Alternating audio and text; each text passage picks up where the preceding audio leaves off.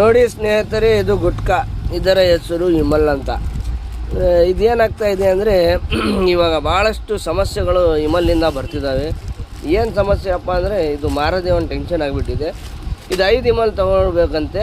ಇದು 5 ವಿಮಲ್ ಜೊತೆಗೆ ಇದು ತೊಗೋಬೇಕಂತೆ. ಇದು 10 ರೂಪಾಯಿ ಒಂದು. ಇದು ಯಾರೂ ತಿಂತಾ ಇಲ್ಲ. ಇದು ಬಂದ್ಬಿಟ್ಟು ಇದು 5 ರೂಪಾಯಿಗೆ ಒಂದು. ಇದು 10 ರೂಪಾಯಿ ಕೊಟ್ಟು 2 ತೊಗೊಂಡ್ಬಿಡ್ತಿದ್ದಾರೆ. 10 ರೂಪಾಯಿದು ಯಾರೂ ತೊಗೊತಾ ಇಲ್ಲ. ಇವಾಗ ನಾವು ಹೆಂಗೆ ಮಾರಬೇಕು? ಇದರಲ್ಲಿ 5 ಪ್ಯಾಕ್ ಮಾರಿದರೆ 125 ರೂಪಾಯಿನೋ ಉಳಿಯುತ್ತೆ. ಇದು 1 ಪ್ಯಾಕ್ 180 ರೂಪಾಯಿ ಹಾಕ್ತಿದ್ದಾರೆ. ಇದು 180 ಹಾಕಿದರೆ ಇದು ಮತ್ತೆ ಇದ್ರ ಲಾಭ ಕಂಪೇರ್ ಮಾಡ್ಕೊಂಡಾರೆ ಮಾರೋಣ ಬಿಡಪ್ಪ ಅತ್ಲಾಗ ವ್ಯವಹಾರ ಏನು ಬಿಡೋಣ ಅಂತ ಮಾಡಿದ್ರೂ ಇದರಲ್ಲಿ 65 ರೂಪಾಯಿ ಲಾಸ್ ಆಗುತ್ತೆ. ಇದು ಯಾರೂ ಮುಟ್ತಾನೇ ಇಲ್ಲ.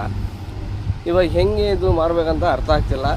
ದಯವಿಟ್ಟು ಅವರು ವಿಮಲ್ ಯಾರ್ಯಾರು ವಿಮಲ್ಲಿಗೆ ಲಿಂಕ್ ಆಗಿದ್ದೀರಾ, ಏಜೆನ್ಸಿದಾರರು ಎಲ್ಲರೂ ಇದ್ರ ಬಗ್ಗೆ ಕಾಳಜಿ ವಹಿಸಿ ಇದ್ರದ್ದು ಏನು ಪರಿಹಾರ ಹುಡುಕೊಡ್ಬೇಕಂತ ತಮ್ಮಲ್ಲಿ ವಿನಂತೀನಿ.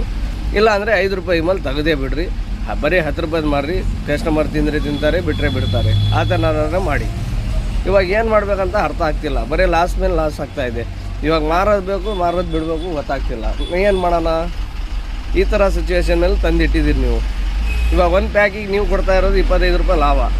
ನಾವು 5 ಪ್ಯಾಕ್ ತೊಗೊಂಡ್ರೆ ಇವಾಗ 125 ರೂಪಾಯಿ ಲಾಭ ಉಳಿಯುತ್ತೆ ನಮಗೆ. ಇದರಲ್ಲಿ 180 ರೂಪಾಯಿ ನೀವು ರೇಟ್ ಮಾಡಿದ್ದೀರಾ 10 ರೂಪಾಯಿದು. ಅದರಲ್ಲೂ ಲಾಭ ಇದೆ, ಇಲ್ಲ ಅಂತ ಹೇಳ್ತಿಲ್ಲ. ಬಟ್ ಅದು ಯಾರೂ ತೊಗೊತಾ ಇಲ್ವೇ? ಯಾರೇ ತೊಗೊಂಡ್ರೆ ಅದು ವರ್ತ್ ಆಗುತ್ತೆ. ಬಟ್ ಯಾರೂ ತೊಗೊತಾ ಇಲ್ಲ ಅಲ್ಲ. ಹಾಗಾಗಿ ನೀವು ಇದ್ರ ಬಗ್ಗೆ ಏನಾರೇ ಕಾಳಜಿ ವಹಿಸಿ ಇದು ಸಣ್ಣ ಪುಟ್ಟ ಅಂಗಡಿಯವ್ರಿಗೆ ಏನಾರೇ ಒಂದು ಪರಿಹಾರ ಹುಡುಕೊಡ್ಬೇಕು. ಇಲ್ಲಾಂದರೆ 5 ರೂಪಾಯಿ ವಿಮಲ್ ತೆಗ್ದೇ ಬಿಡ್ರಿ. 10 ರೂಪಾಯಿದು ಒಂದು ಜಾರಿ ಮಾಡಿರಿ.